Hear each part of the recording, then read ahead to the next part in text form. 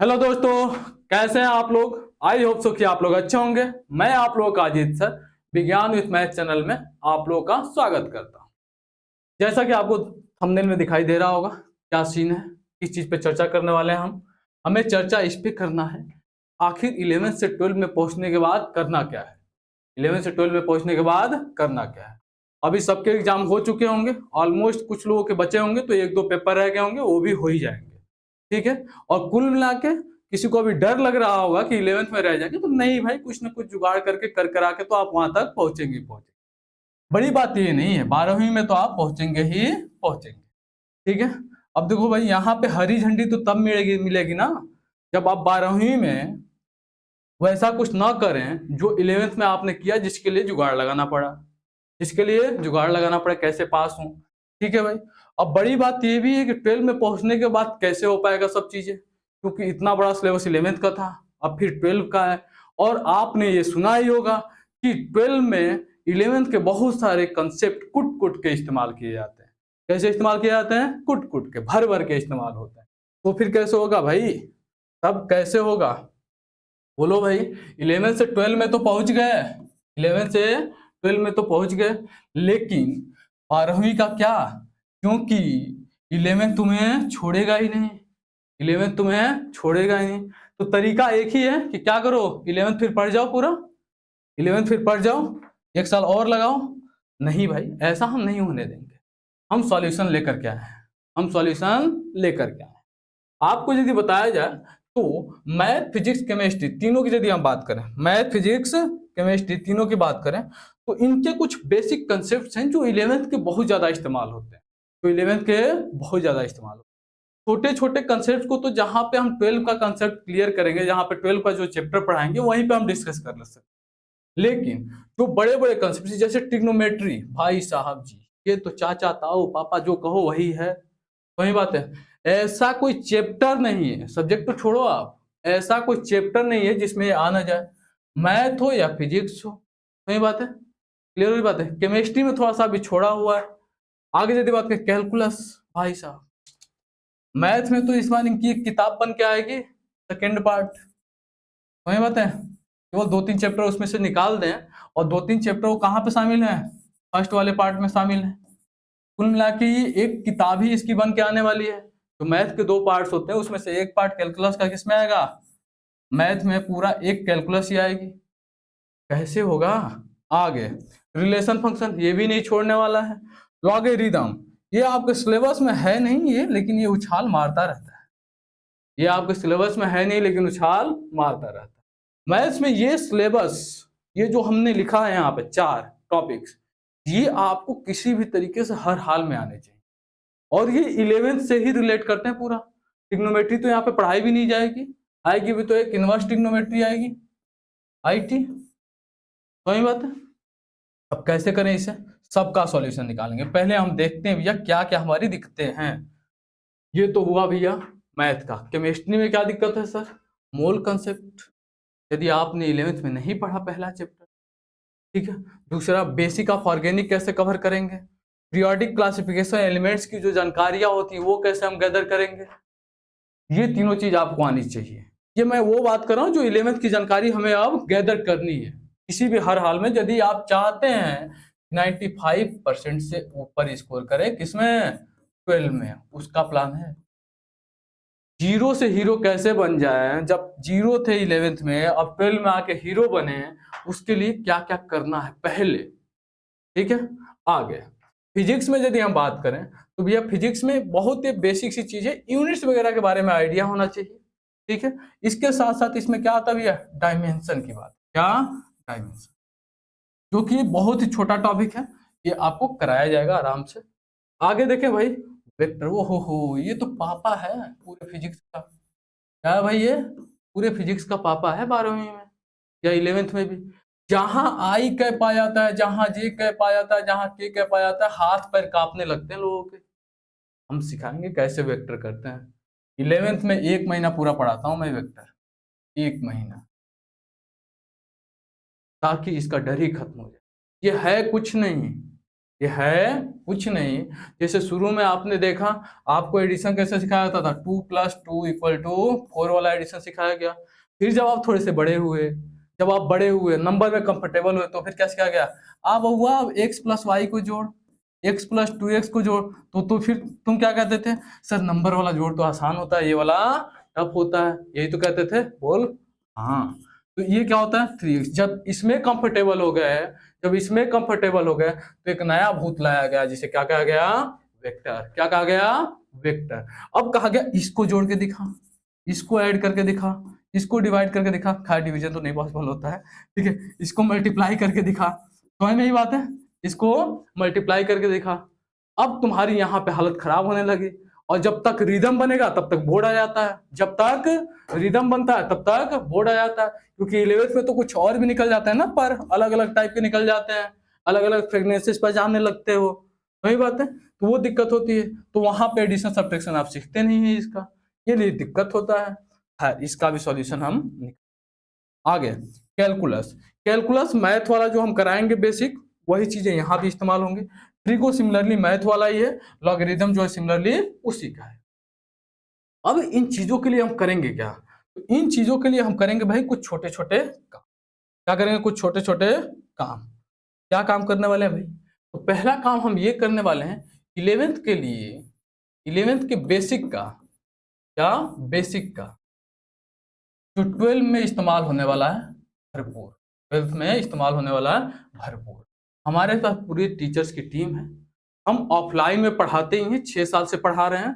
अब ऑनलाइन आए हैं, तो ऑनलाइन में भी हम recorded plus live lectures provide करने वाले हैं, वो भी free of cost on YouTube. समझ में आ गई बात है। तो हम क्या करने वाले, पहले 12 के पॉइंट ऑफ व्यू से, केवल क्या, ये नहीं कि हमें 11 तुम्हें पढ़ाना है, हमें पता है तुम्हें 12 करना बढ़िया, तो ये बात है। तो हम 12 के पॉइंट ऑफ व्यू से जो भी 11th के बेसिक हैं, जैसे कैलकुलस, ट्रिगो, वेक्टर और लॉग, ये हुआ फिजिक्स का। क्या हुआ, फिजिक्स का। और मैथ भी समझ ही लो, एक हिसाब से मैथ भी इसी में कवर हो जाता है, बेसिक वाला। क्लियर होगी मेरी बात है। अच्छा, डायमेंशन और छोड़ दिए, जिसकी बात करते, अरे मैंने बोला था ना, कुछ छोटी छोटी चीजें हम क्या सीख लेंगे, कहाँ सीख लेंगे, फिजिक्स में ही सीख लेंगे, फिजिक्स में ही सीख लेंगे। इनका हम अलग से 2 से 3 वीडियो लेक्चर्स बनाएंगे। कितना, 2 to 3 वीडियो लेक्चर्स बनाएंगे, और इसको बेकायदे अपलोड किया जाएगा।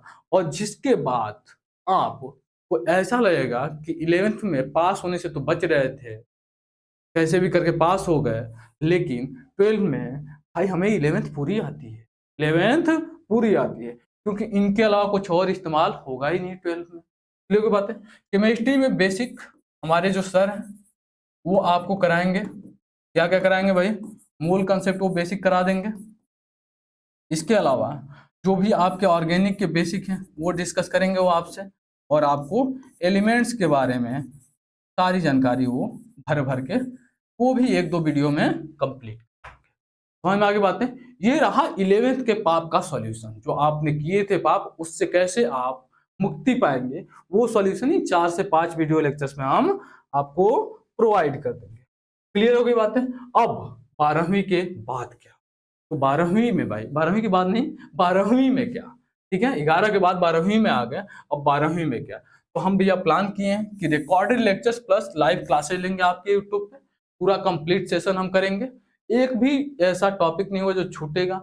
वैसे भी आपने देखा होगा इस बार तहलका मचा दिया कुछ पेपरों ने, अभी मैथ का पेपर होना है, इसने तो मचा ही दिया, वो मचा भी रहा है, पिछले साल भी मचाया, ठीक है, और लोगों ने उसे नजरअंदाज कर दिया।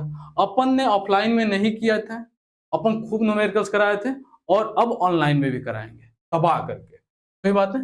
वैसे मैं न्यूमेरिकल के लिए जाना भी जाता हूँ, ठीक है। आगे बात करते हैं, इसमें हम उन लेक्चर्स वालों की तरह नहीं करेंगे, केवल कंसेप्ट कंसेप्ट कराएंगे, एक एक फॉर्मूला पे एक एक क्वेश्चन करा दिए, कहानी खत्म, ठीक है। स्पेशल तरीके से करेंगे भाई, जब हमें तैयारी करनी तो शुरू से करें ना, लास्ट में क्यों हम करें भैया मैराथन करें, ये करें वो करें, हम शुरू से करें। हम पीवाईक्यू लेके चलेंगे पूरी तरीके से, हर एक मेथड के, एमसीक्यू हो, असर्शन रीजन हो, केस स्टडी बेस्ड क्वेश्चन हो, सारे टाइप के क्वेश्चंस लेकर के चले, कोई दिक्कत ही नहीं छोड़ेंगे शुरू से ही, सबका सॉल्यूशन निकलेगा, ठीक है। ये तो हो गया जो मैंने समझाया आपको अभी।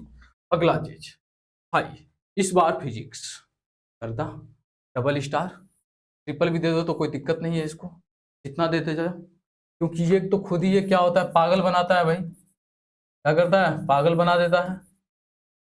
जहां देखो वहां वेक्टर घुस रहा है, जहां देखो वहां कुछ भी घुस रहा है। मैथ से छोड़ो, केमिस्ट्री भी घुस जाता है अब तो। ठीक है, अल्फा बीटा हीलियम सीलियम सब कुछ मॉडर्न फिजिक्स में पूरी चीजें दिखेंगी। ठीक है जी। तो ये कुछ छोड़ता ही नहीं। ऊपर से भाई साहब अलग ही फिजिशियंस बैठे हुए हैं बोर्ड में, कुछ भी बना रहे हैं। बंदे पागल हो जा रहे हैं देख करके पेपर।